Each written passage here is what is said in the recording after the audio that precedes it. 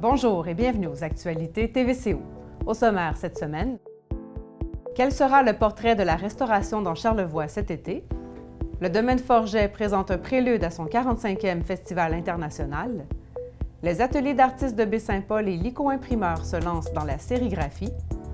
Et de jeunes artistes des éboulements présentent leurs œuvres à la Maison des Jeunes. Bonne émission!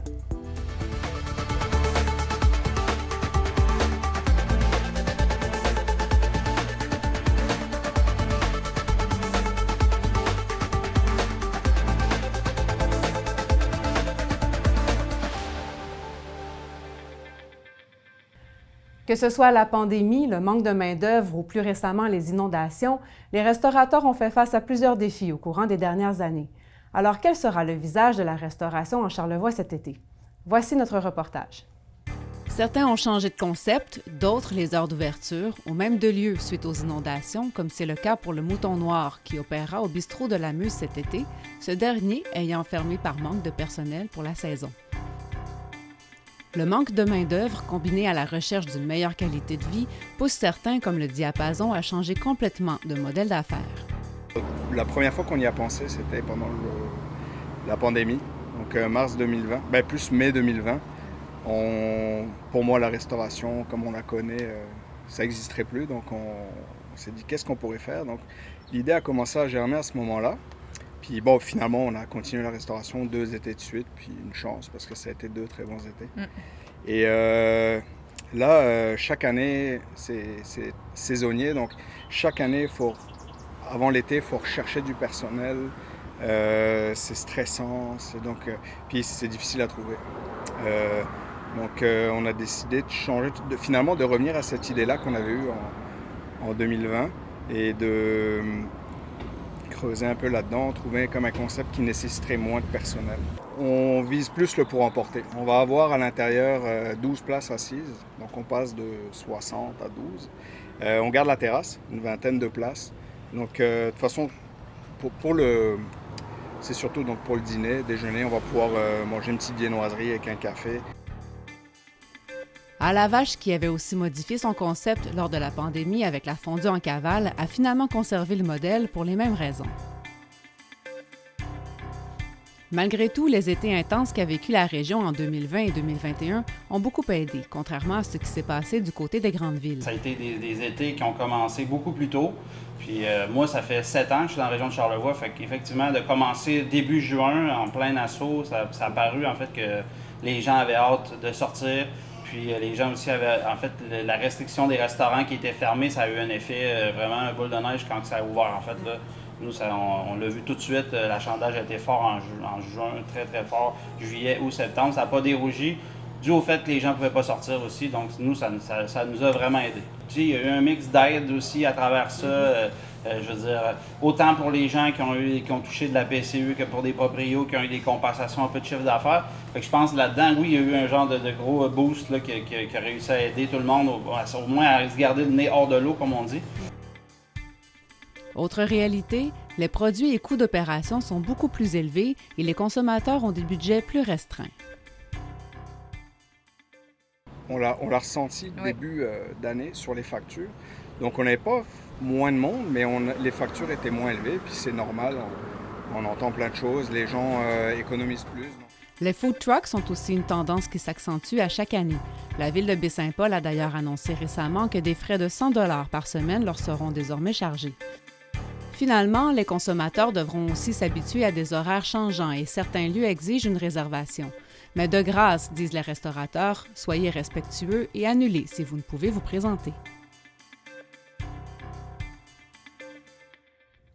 La musique classique gagne en popularité et Charlevoix est choyé d'héberger un festival international organisé par le domaine Forget. J'ai rencontré le directeur artistique Mathieu Lucier qui nous en dit davantage. Mathieu Lucier, bonjour. Bonjour.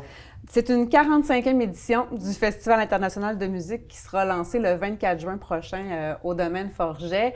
Mais avant tout, vous nous présentez un prélude à l'été qui débute dès cette semaine. Qu'est-ce qu'elle a de particulier, cette série-là? Qu'est-ce qu'elle a de différent du festival? En fait, le festival commence toujours autour de la Saint-Jean-Baptiste. Ça coïncide avec l'arrivée de l'été, ça coïncide avec l'arrivée des gens dans la région qui sont en villégiature, en vacances. Mais l'Académie du domaine Forget, qui est comme ce qui donne naissance à presque toutes les activités du festival, commence dès la fin mai, début juin. Donc, depuis lundi, on a une centaine d'étudiants et étudiantes sur le site, des professeurs qui viennent de partout dans le monde, qui ont envie de jouer, qui ont envie de montrer aux étudiants ce qu'ils savent faire. Puis les étudiants et les étudiantes, ils ont envie de les entendre jouer aussi. Alors, la série Prélude à l'été, c'est ça. Ça se passe un peu avant le cœur du festival. Puis ça met en vedette les étudiants et les professeurs. Mais ce qu'on appelle Prélude à l'été, c'est la série de professeurs, donc avec des musiciens professionnels qui viennent de partout dans le monde. Ça commence ce soir. On a des gens qui viennent de Scandinavie, d'Europe, des États-Unis, qui se rencontrent, qui font de la musique ensemble. Puis il y a peut-être un petit peu moins de monde dans ces semaines-là, mais je dirais que ça accentue le caractère intime de ces prestations-là. Alors, Et c'est un prix plus abordable aussi, je crois, ça se peut? Oui, tout à fait. On est autour de 30 $. Oui, puis ce qui est le fun aussi, c'est qu'en fait, on se retrouve entouré d'étudiants qui sont très engagés dans leur façon de faire de la musique, qui manifestent aussi avec beaucoup de... Un autre type de foule. Oui, c'est ça. Il y a quelque chose qui rapproche peut-être un peu plus du concert pop d'une certaine façon. Alors, moi, l'été dernier, je suis venu plusieurs fois pour observer des stages, parce que je rentrais en poste plus à la fin de l'été, puis j'étais vraiment comme tout de suite accroché par on va dire la vibe là, de cette série-là de Prélude à l'été. Parmi les moments clés du Prélude à l'été, on peut peut-être nommer la reprise là, de Louis Lortie, qui a dû être annulée l'an passé, qui sera présent. On a aussi un hommage à Lise Beauchamp. Est-ce que vous pouvez nous parler d'elle un peu? Qui était cette personne? Lise, c'est une oboïste, une musicienne, une femme extraordinaire, qui a enseigné au domaine longtemps. Moi, j'ai joué beaucoup avec elle aussi. C'est quelqu'un de très, très drôle, très vive, très exigeante aussi, mais c'était comme une façon là, à la fois d'être entièrement engagée dans la formation des étudiants, puis en même temps, toujours avec le rire dans les yeux. Puis elle est disparue il y a presque un an maintenant, puis c'est vraiment quelqu'un qui a marqué le domaine. Puis pour le stage des Bois, là, qui va se passer juste avant l'ouverture du festival le 24, on trouvait important de souligner son départ, sa disparition, puis lui dédier ce concert-là du 23 juin, concert qui met en vedette donc le hautbois qui était son instrument, le basson, puis de la saluer où qu'elle soit. Oui, magnifique. Il y a différents concepts de spectacles qui sont proposés pendant l'été à travers le festival. On a des rencontres, découvertes, on a le domaine sur la route, des concerts à l'académie, les classes maîtres, j'en passe. Il y a vraiment beaucoup de types différents. C'est quoi les particularités là, de chacune de ces séries-là? Bien, il y a les concerts qui sont donnés par les artistes invités du festival, puis tous les concerts qui sont générés par les prestations des étudiants et des étudiantes. Donc, tout ce qui se passe au Parc du Havre, plusieurs dimanches dans l'été, dans l'espèce de magnifique petite structure là, qui a été construite au parc, sur le bord de l'eau, ça, c'est les étudiants. On a créé une série à Saint-Joseph-la-Rive aussi, de la Rive dans la petite église qui a été rachetée par des citoyens qui voulaient la protéger. Donc, une série intime avec des professeurs. On a une série au Musée d'art contemporain ici à Baie-Saint-Paul. L'idée, puis on a aussi acquis l'église de Sainte-Irénée. L'idée, en fait, c'est que le domaine Forget, ça rayonne en dehors de notre site. On a une salle de concert exceptionnelle. Maintenant, il y a cette église-là qui... Puis moi, ce que je souhaite, puis ce que toute l'équipe souhaite, c'est que les rencontres puissent se faire n'importe où, pour tout le monde, peu importe notre connaissance de la musique classique ou de la musique de concert, peu importe notre budget aussi. Oui, on a des spectacles gratuits à travers ça. Il y a beaucoup de spectacles gratuits. Tout ça, là, ce qui s'appelle le domaine sur la route, c'est gratuit. On a des concerts gratuits aussi sur place. Je pense au 30 juillet, on va avoir un récital d'un super jeune pianiste ukrainien qui vient de gagner un gros concours. C'est gratuit. Alors, il ne faut pas qu'il y ait de frein. Moi, je ne veux pas qu'il y ait de frein ni dans la programmation, ni dans les conditions financières. C'est sûr que tenir un festival comme ça, bien, ça serait génial si tout était gratuit. C'est pas possible, mais il y en a pour tous les goûts, il y en a pour tous les budgets aussi.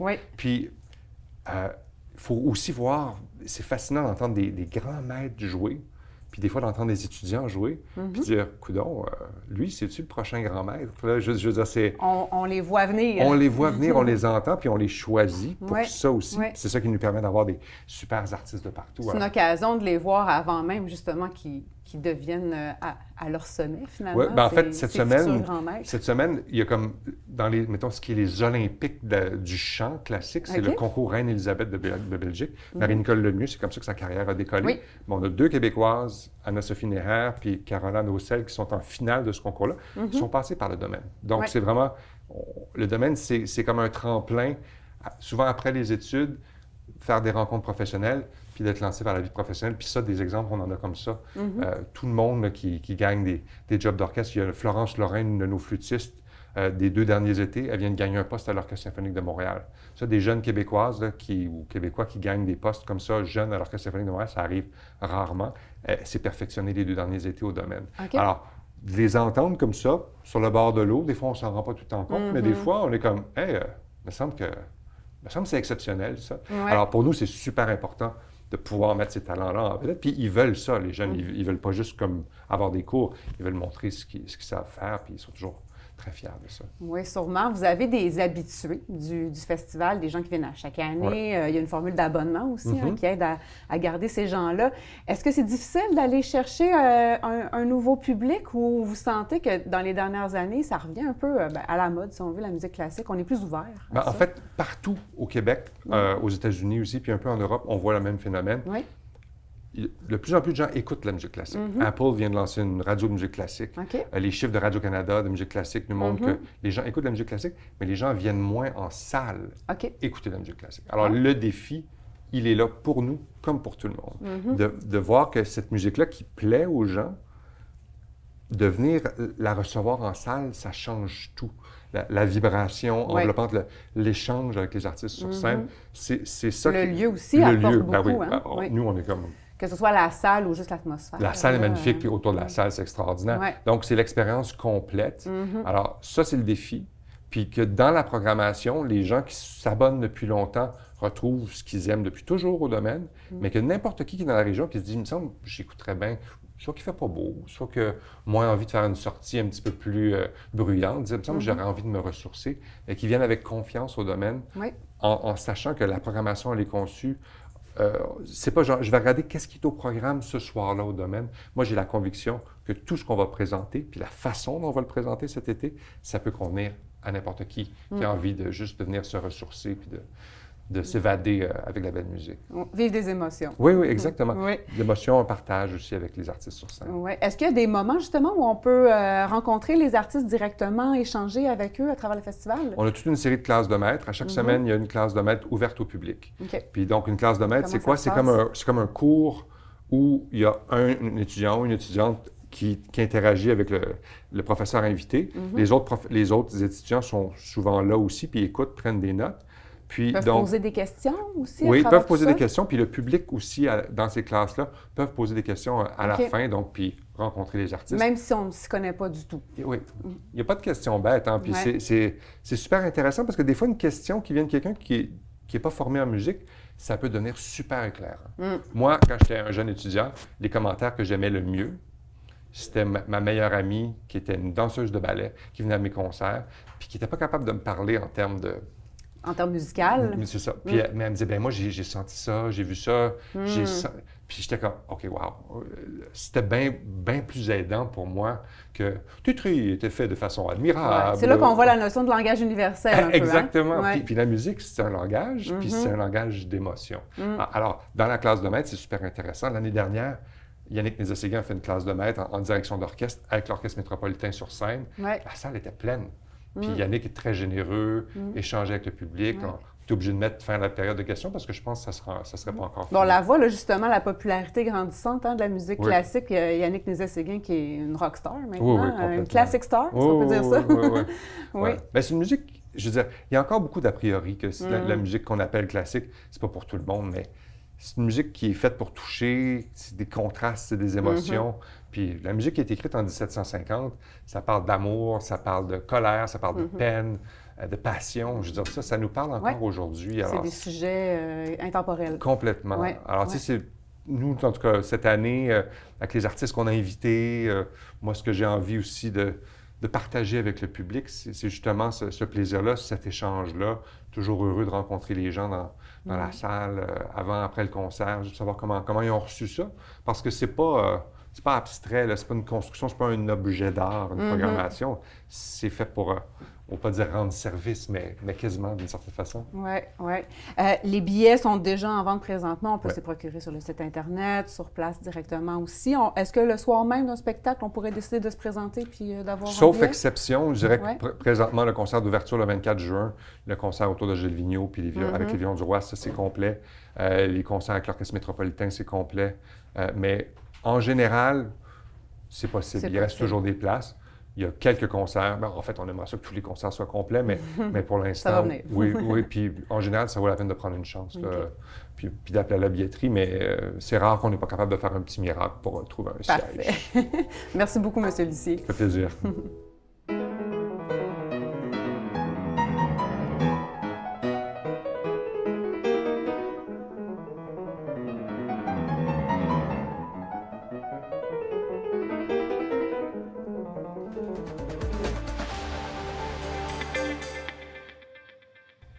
Les ateliers d'artistes et l'ICO-imprimeur se préparent à l'inauguration d'un nouvel atelier de sérigraphie appelé la Gommette Bleue. Nous sommes allés à leur rencontre pour en apprendre davantage. En novembre 2022, les ateliers d'artistes installés à Maisons-Mères quittaient le lieu suite à une révision de son plan d'affaires qui devait répondre aux besoins des artistes de la région qui ont bien changé depuis la pandémie. En parallèle à cela, Louis Drouin, propriétaire de l'imprimerie LICO, caressait le rêve de monter un atelier de sérigraphie. La sérigraphie, c'est un procédé d'inscription au pochoir. Donc, on vient créer un pochoir sur un écran fait de soie. Concrètement, c'est du polyester tendu sur un cadre. Et on a enduit la soie avec une émulsion photosensible qu'on a exposée sur la table lumineuse. On a préalablement placé nos images pour bloquer la lumière et empêcher justement là, que l'émulsion soit fixée aux endroits où on ne veut pas, donc aux endroits du dessin. Ensuite de ça, on vient rincer l'émulsion, donc là où ça a été bloqué. Caché de la lumière, oui, c'est pas vu la lumière s'en va finalement. C'est ça, exactement. Et le reste, ce qui a vu la lumière, bien, c'est bien fixé là, sur les bords de la soie. Donc, ensuite de ça, ça va bloquer l'encre une fois qu'on va être rendu à l'impression. La concrétisation de ce projet commun entre l'ICO et les ateliers permettra aux deux entités d'atteindre leurs objectifs. En fait, on est invité à travailler. Lui, il va aller chercher des contrats. Il va offrir à ses clients ce service-là parce que, bon, il y a un service d'imprimerie. Donc, il va avoir en plus ce service-là qu'il va pouvoir offrir à ses clients. Et nous, de notre côté, ben, on fournit aussi à l'ICO le savoir-faire, comme Dariane, comme moi, j'en fais aussi. Et puis, on va pouvoir travailler pour l'ICO, mais aussi pour les artistes qui vont venir en résidence, par exemple, se servir des services. Et puis, les membres aussi qui vont venir travailler dans l'atelier. Il y avait l'idée aussi là, de pouvoir offrir un produit, là, des contrats, dans le fond, d'impression en série. Puis amasser des sous de cette façon-là aussi pour le centre d'artistes. L'idée a germé à partir de là, en fait, là, d'où la vache à lait des ateliers qu'on a imprimé sur nos beaux T-shirts l'année dernière. Le procédé de sérigraphie utilisé ici est artisanal. Le niveau de production est donc plus bas en termes de quantité, mais c'est plutôt l'aspect créatif et éclaté qui sera mis de l'avant. On n'est pas peut-être habilité à faire 1000 T-shirts pour une entreprise qui est... Mais on veut que les gens viennent voir nos artistes aussi qui vont dire on va prendre une illustration, on va prendre une œuvre de cet artiste-là. Donc, c'est ce genre de produit-là qu'on désire faire. Les impressions sérigraphiques pourront donc être faites à petite échelle sur papier ou tissu. Des ateliers de formation et d'initiation sont également prévus. Mettons qu'on fait un poster. Donc, on a le papier. On va avoir la soie qui va être installée par-dessus et on vient mettre l'encre qu'on a choisie dans le haut, ici. Puis on pourrait prendre différentes couleurs, comme tu as 3 images différentes. Oui, tu pourrais absolument. décider de les faire une par-dessus puis d'y aller une à la Oui, puis fois. je pourrais en bloquer une pour éventuellement, c'est ça, faire un premier passage avec une des images. En fait, c'est ça mon intention. Le deuxième passage avec l'autre image, et ainsi de suite. Puis chaque passage va avoir sa propre couleur. Donc, je vais mettre une première couleur et avec la raclette, une fois que j'ai mon encre sur la soie, bien, je vais premièrement venir Recouvrir, finalement, recouvrir d'encre le pochoir, dans le fond. Et ensuite de ça, je vais déposer et je vais venir imprimer. Puis là, l'encre va passer à travers les petits trous de la Exactement. soie pour aller s'imprimer sur le papier. Sur le papier. Ça va se révéler sur le papier. Là. Évidemment, on n'a pas mis d'encre. On veut... Donc là, on devine qu'il y a un travail de précision aussi. Si après ça, tu remets une autre image par-dessus, oui, tout à forcément, il faut que ce soit vraiment bien, oui, ça vraiment prend bien placé. un bon repérage pour être bien positionné. L'inauguration de l'atelier de sérigraphie nommé la Gommette Bleue se tiendra le 9 juin prochain en formule 5 à 7 au 2e étage de l'imprimeur LICO. On a invité les artistes membres des ateliers, les clients de l'ICO vont être sur place aussi. Si la population, si ça les intéresse, peut venir faire un tour, voir nos installations. Après ça, il va y avoir l'artiste qui a créé notre logo, qui est une lettreuse de Québec, Léa Robitaille, qui va venir faire le logo dans notre porte là, dans la journée. Fait que, on a toute cette attention-là vers le savoir-faire et les trucs faits à la main aussi. Donc, on trouvait qu'il y avait comme un lien comme avec la sérigraphie. Et puis, venez voir DJ Madison qui va être là pour donc, c'est ça. Vino et Petite Bouchée, on fête. Là, on est sur un autre élan des ateliers, donc on a envie de souligner ça. L'artiste multidisciplinaire Sandy Valiquette et la Maison des Jeunes La Baraque vous invitent à une exposition éphémère dans le cadre des ateliers Créer et briller. Voici notre reportage. C'est animé par le désir de faire briller le potentiel artistique des jeunes adolescents que Sandy Valiquette a mis sur pied sa série d'ateliers. Moi, ce projet-là, entre autres, une des raisons pour lesquelles il est né, c'est que j'aurais aimé avoir ce genre d'opportunité-là dans mon enfance. J'ai beaucoup suivi des cours de toutes sortes de disciplines. J'ai fait de la musique, de la danse, des arts visuels. Puis, tu sais, j'étais toujours en exploration. Mais j'ai pas eu d'espace pour vraiment explorer, là, tu sais. Vraiment dire, là, moi, je suis qui, puis qu'est-ce que je veux faire avec tout ça. Puis j'ai un peu traîné, je dirais, un complexe par rapport à ma multidisciplinarité, jusqu'à un moment où j'ai compris que c'était une force. Puis moi, c'est avec cette approche-là que j'arrive ici, c'est que dans le fond, on a tous une complexité, puis on a tous une couleur à nous, puis quelque chose à dire, ou en tout cas quelque chose à faire dans ce monde. Puis si on se part de manière dans un angle où on est capable d'honorer ça, notre unicité, puis notre différence, ben on se part vraiment fort. Puis c'est ça que je transmets dans le fond dans mes ateliers. L'artiste éboule montaise et l'animatrice intervenante Élodie Davio ont accompagné les jeunes dans leur démarche créative dans le milieu de vie ouvert et sans jugement que sont les maisons des jeunes. Des ateliers comme ça ouverts où l'enfant peut être, ou l'adolescent peut être lui-même le décideur de ce qu'il veut faire de son temps, je trouvais comme que ça n'existait pas puis que ce serait le fun que ça existe, donc je l'ai juste... Puis qui décide aussi complètement, là, le projet. Ouais, sans restriction. Il n'y avait pas... non. À part le temps, là, il n'y avait pas tant de restrictions non plus. Fait que... Non, c'est ça. Fait que c'est vraiment comme quelque chose que j'ai imaginé comme un besoin, quelque chose qui répondrait à un besoin qui n'était pas encore nommé. Et Élodie, du côté de la MDJ, en quoi ça marie bien avec la mission de la Maison des Jeunes? Bien, en fait, la Maison des Jeunes, c'est un lieu créé pour supporter puis sensibiliser les jeunes, les mettre en confiance pour créer des citoyens responsables, actifs dans le futur. Fait que, tu sais, mettons l'aspect de l'art du projet, mais pour nous, ça nous donne aussi un prétexte pour rentrer en lien avec le jeune. Puis je trouve que c'est vraiment un projet qui va travailler sur plein d'aptitudes qu'on a besoin en société, là, comme l'entraide, la créativité, trouver des solutions. Ce sont 10 jeunes de 10 à 14 ans qui ont participé à cette première cohorte et déjà une seconde est prévue à l'automne prochain. En fait, il y a eu un premier travail au début de plus de connaissance de soi, je suis qui, moi, c'est quoi qui me tient à cœur, c'est quoi des éléments de ma personnalité, des thèmes que j'aimerais explorer, c'est quoi mon rapport à différentes disciplines artistiques dans le passé, qu'est-ce que j'aimerais de nouveau refaire ou qu'est-ce que j'aimerais explorer que j'ai jamais fait. Fait qu'on a commencé par ça, là, on a eu quelques rendez-vous où on a beaucoup échangé, puis on a eu des moments d'introspection comme ça. Puis après, ben là, un coup que le projet commence, ben là, quand on se met les mains dedans, ben tout d'un coup, il y a des doutes qui peuvent émerger, on peut changer d'idée, on peut commencer à avancer dans le truc, puis finalement s'emballer, puis ça peut évoluer. Fait au fil des semaines, là, c'était de juste travailler, échanger sur nos difficultés. Je dis nous, mais c'était l'heure, mais on s'investit. Ouais.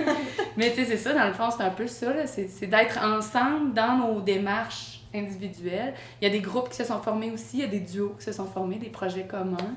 Puis, fait que c'était pas mal ça, là. Un coup qu'on a décidé qu'est-ce qu'ils allaient faire, ça a été vraiment juste de les accompagner, là, puis de voir où seraient leurs difficultés, c'est d'anticiper, essayer de aussi les encadrer dans leurs envies de aussi faire toutes sortes de choses d'autres, genre pogner leur téléphone. Présentée pour un soir seulement, l'exposition présentera des créations dans différents médiums comme la poterie, la peinture, l'écriture et la musique. Les gens vont venir rencontrer chaque artiste, puis chaque artiste vont parler de leur démarche, puis présenter là où ils sont rendus, parce qu'il y en a qui ont terminé, il y en a d'autres qui sont sur des grosses démarches, un band qui s'est parti. Ah ouais. Fait qu'il peut y avoir une suite pour certains projets. Clairement, il y a des graines qui sont semées, là. Il va y avoir des bouchées, puis ça va être une belle fête, en fait. C'est vraiment une soirée pour les célébrer, pour honorer le travail qu'ils ont fait, puis certains des participants, là, certaines des participantes ont fait le projet pour cette occasion-là. La population est invitée à la Maison des Jeunes La Baraque des Éboulements le 13 juin prochain de 18 à 20 heures. C'est ce qui conclut les actualités cette semaine. Au nom de toute l'équipe, merci d'avoir été des nôtres et à la prochaine.